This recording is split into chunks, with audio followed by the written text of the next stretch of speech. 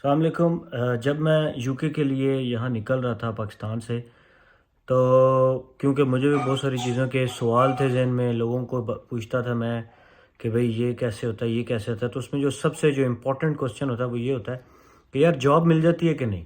ठीक है, ये आप लोगों का भी सबका क्वेश्चन है और मेरा भी यही क्वेश्चन होता था। तो इसमें मुझे बहुत सारे आंसर्स मिलते थे, कोई कहता था मिल जाती है, कोई कहता था नहीं। मैं कुछ सेटिस्फाई आंसर मुझे नहीं मिलता था। लेकिन मैं समझता हूँ कि मुझ में इतना कॉन्फिडेंस था कि मैं यहाँ पे आके मैं ढूंढ लूँगा जॉब। मेरे अंदर ये चीज़ थी, मुझे फील होता था कि यार मैंने, क्योंकि मैं पाकिस्तान में भी जॉब ढूंढ ली थी और मैंने कहा मैं यहाँ भी ढूंढ लूँगा।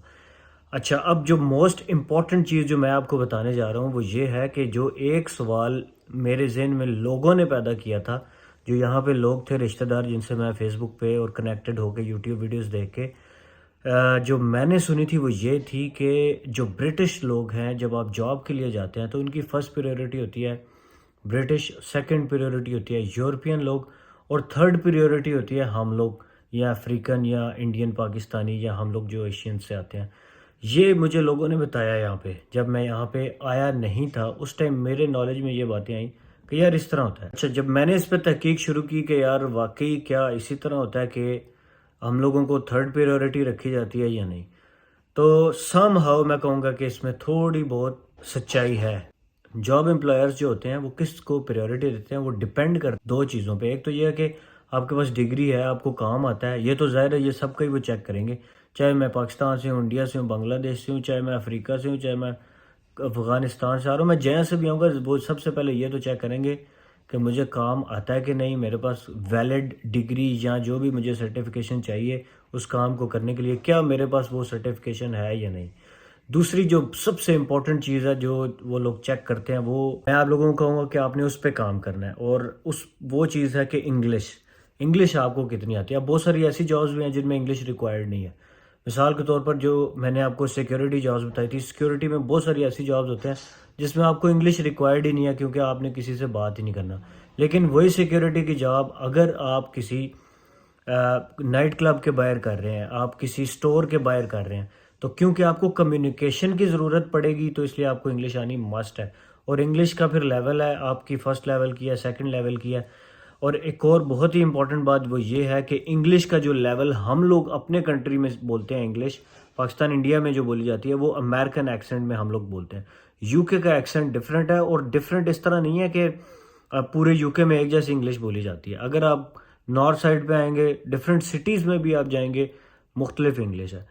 लंदन में जाएंगे वहाँ और इंग्लिश है, आप यॉर्कशायर में जाएंगे और इंग्लिश है, बर्मिंघम में जाएंगे और इंग्लिश है, स्कॉटलैंड वाली तरफ चले जाएंगे और इंग्लिश है। तो स्कॉटलैंड वाली तरफ जितना आप जाते जाएंगे उतनी इंग्लिश ज़्यादा डिफरेंट मुश्किल होती रहती है। दूसरा, इनकी नेटिव लैंग्वेज है, तो ये ज़ुबान इस तरह से बोलते हैं कि ये मुंह में ही लफ्ज़ बोल देते हैं, तो हम लोगों को इतनी समझ नहीं आती। दूसरा, बहुत सारी एग्जांपल्स मैं आपको दे सकता हूँ। जैसे हम बोलते हैं वाटर, वाटर बोलते हैं हम, तो ये बोलते हैं वाह, टी नहीं बोलते। इसी तरह यानी कि इंग्लिश जो आप लोगों ने सीखी है वो आपको डेफिनेटली हेल्प तो करेगी, लेकिन जब आप इस कंट्री में आ जाते हैं तो मेरी हर वीडियो में यही आप लोगों को सजेशन होती है कि आप गोरों के साथ काम करें।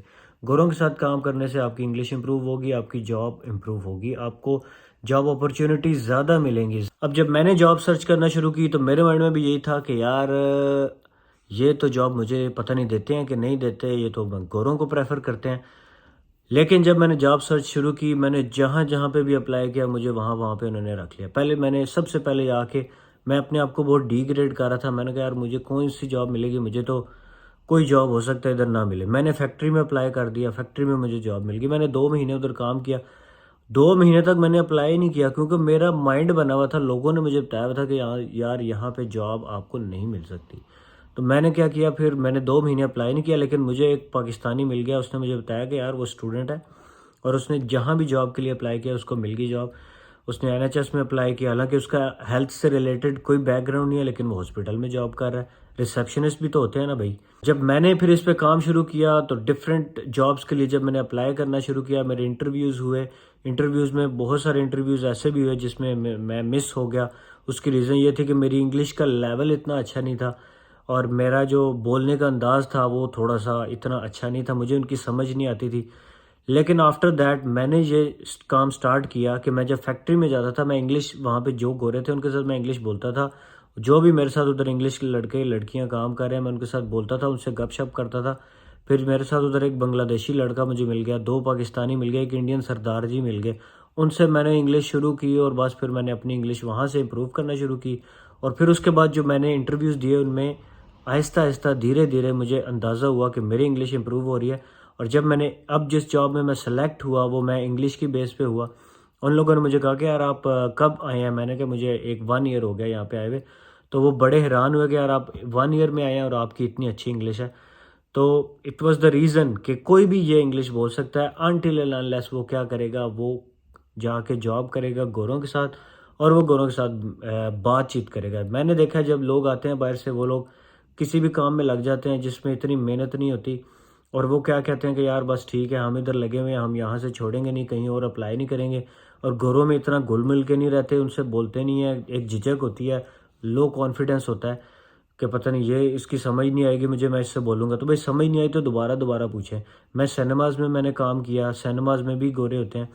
तो जब मैं सिक्योरिटी में था, मैं सिनेमा में चला गया जॉब करने के लिए।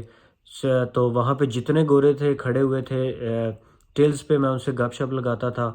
रोज़ उनसे जाके पूछता था, जो चीज़ मुझे नहीं समझ आती थी मैं उनसे बहुत पूछता था।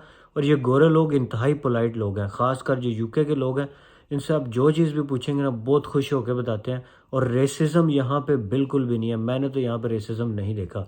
हाँ, रेसिज़्म इस तरह है कि अगर आप जनाब उठे, आपने दाढ़ी भी इतनी बढ़ाई हुई है, शेव नहीं की हुई, आपने बाल आपके कटिंग नहीं हुई हुई, मुँह धोया नहीं है और उठ के चले गए हैं। मैंने ऐसे भी लड़के देखे हैं जो चले जाते हैं उठ के।